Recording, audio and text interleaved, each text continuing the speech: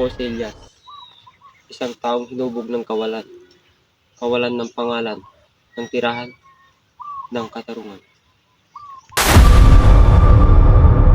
Isang lalaking may katapatan at matapang na paninindigan. Aking sinisiguro, sa kabila ng daang tinatahak ko, ay hindi ito magugustuhan ng aking pamilya. Subalit, ito ang siklab ng aking puso na naglalagablab na parang apoy sa ilang. Ang hangad ko ay hustisya para sa aking pamilya at sa minamahal kong inang bayang Pilipinas.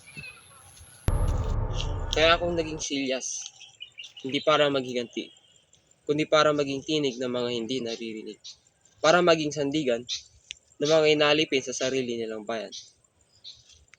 Kaibigan kong Crisostomo, ang aking katapatan ay mananatiling matatag wala sa sandaling ito.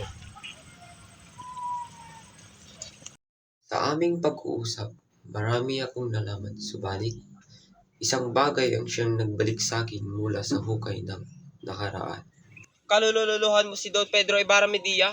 Hindi mo ba alam, si Don Pedro Ibarra Medilla ay nag-ukusa sa aking lolo at nagpahirap sa aking buong pamilya? Matagal ko nang hinahanap ang pangalan na ito. Ngayon, alam ko na, makukuha ko na ang aking paghihiganti. Tignan mo ko ng mabuti. Ako na nagdusa, ikaw na namuhay sa kasaganaan, namuhay ka! Kung minsan, tinatanong ko ang sarili ko, mali ba ang daan na pinili ko? Mali ba na tumayo ako laban sa mga taong matagal nang nasa itaas? Kung ang pagiging masunurin ay pagiging alipin, mas pipiliin kong maging suwail. Nabuo ang galit sa aking puso sa nalaman ko. Subalit, mas mahalaga sa akin ang kinabukasan ng aking inang bayan. Mamamatay ako hindi man lang nasisilayan ng bukang liwayway sa aking bayan.